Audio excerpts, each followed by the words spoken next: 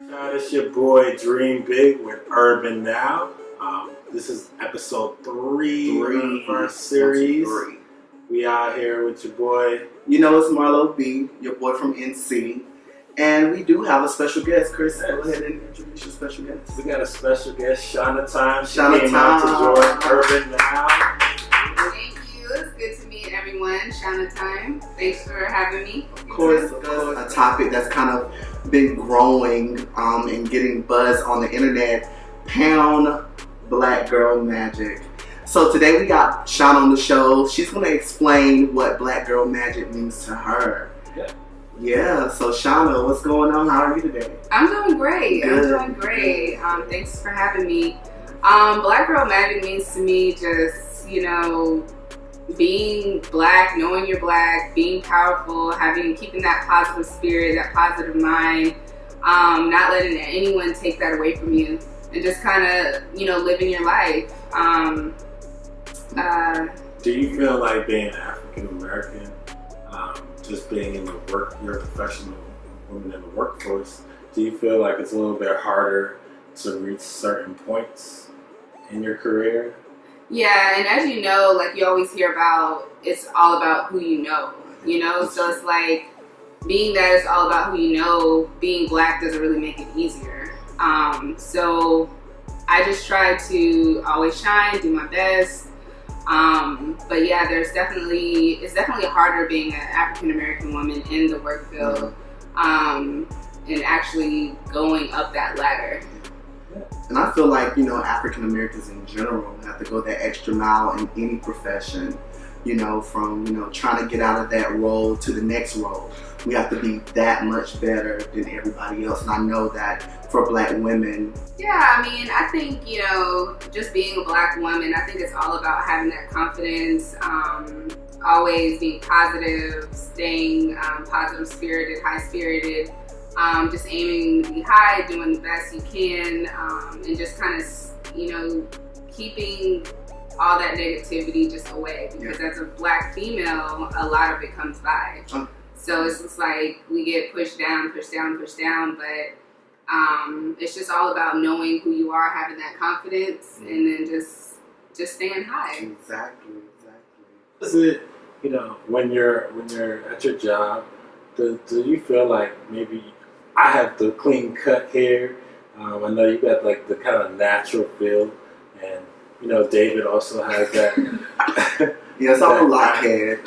He got the locks. Like, do you feel like you feel pressured in the the workforce to maybe not have these type of hairstyles? I would say when I was a little younger, I felt like, it was a necessity to always have to have a sew-in or have like the longer European style hair. But as I got older and more comfortable within myself and just more educated and more comfortable being a black woman, as I should, like I embrace my natural hair, and I don't let anyone take that piece of individuality away from me. Exactly. So, yeah. Awesome. And with my locks, of course, when I first started growing them, my family hated them. I had to kind of show and prove that I could get employment with them. And pretty much every job I went out for, I got. People ask me all the time, they look nice, but when are you going to cut them? Like, when are you going to cut your hair? But it's all about how you go about your business, how you represent yourself in business, and how you run yourself.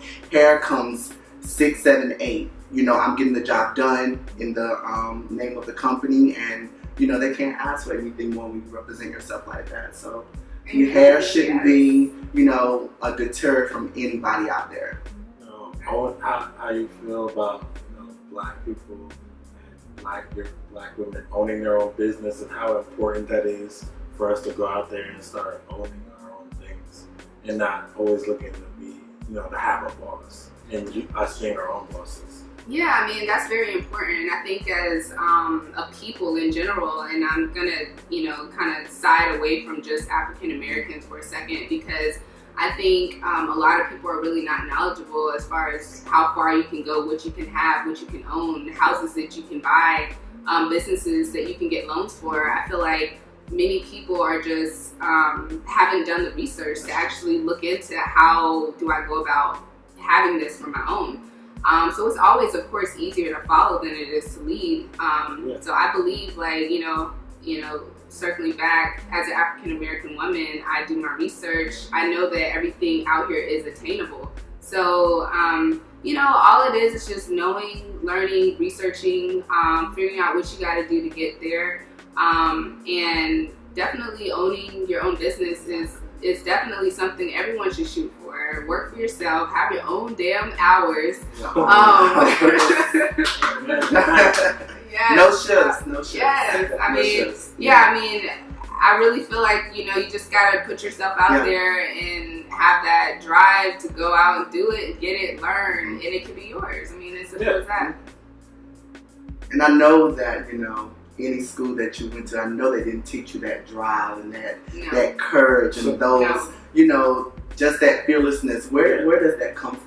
It comes from within. Yeah. I mean, you're the only person that can give yourself that confidence that you need. Like, it starts with you, ends with you.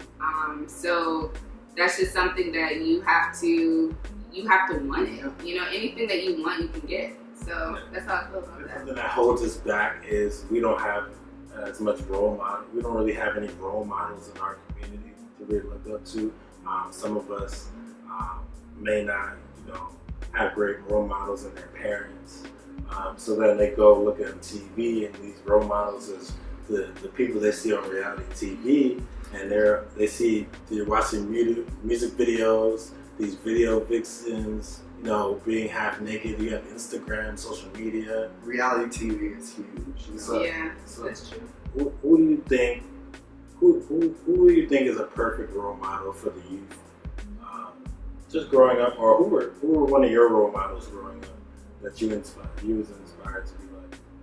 I would say it starts at home. I feel like both of my parents, they worked very hard to give me like the life and childhood that I had. And so I learned a lot from them about finances, about just, you know, working in general, and just doing what you have to do to support your family. So yeah, I have, you know, a clear understanding of what I need to do, and yeah, so I would say that my parents are my role models. Go getters. Coming back to the media, there's not that many role models. You know, all we have to watch on TV nowadays is the Cardi B's and the Nene's and the Sheray's. And I love the Housewives, the Atlanta Housewives, don't get me wrong, it's entertainment. But, you know, if someone from another country, you ask them their views on, you know, black women, they're going to give you those reality TV shows. They don't know anything about the Shaunas and the black girl managers. They see the cattiness, and, you know, we get so wrapped up in that, and it almost becomes reality for us. You know, how is that with other black girls or other women in general? Is that cohesiveness there, or how do you feel about like the sisterhood in general here? You know, here.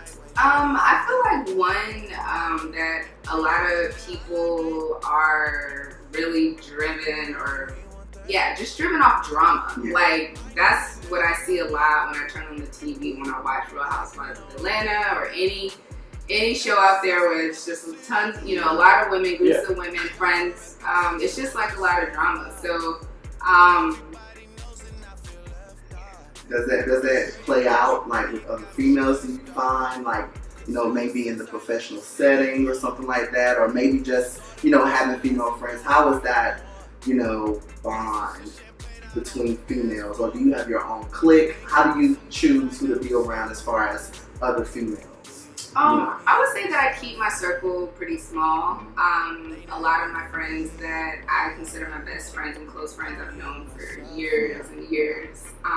So it's like we've already established that bond, that friendship.